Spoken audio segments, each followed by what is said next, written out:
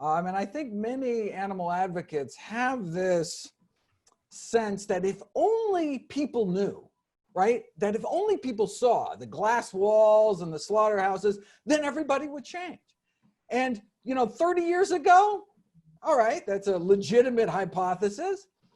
And if only people could see, and then YouTube came around, and if only the young people could see, yes, decade after decade, the percentage of the, for example, US population of vegetarians didn't budge.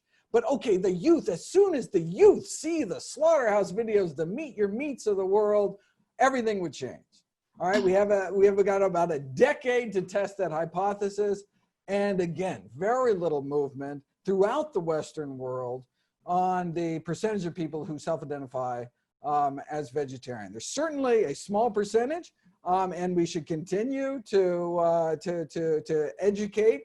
But I think at this point, since the drivers for most people, for the vast majority of people, are really taste, cost, convenience, that giving people these alternatives, rather than convincing them through a philosophical argument, which works for a small percentage, but if 95% of people are making decisions not based on, philosophy, but based on these kind of, the taste, cost, convenience, then we really do, for the billions on the planet, when we're talking about existential risks, like the threat of a devastating pandemic, a Category 5 pandemic. When we're talking about risks that big, then the quicker we can reduce the numbers by tens of billions every year, it would seem to me the quickest route would be to provide consumers. And I think the dairy example is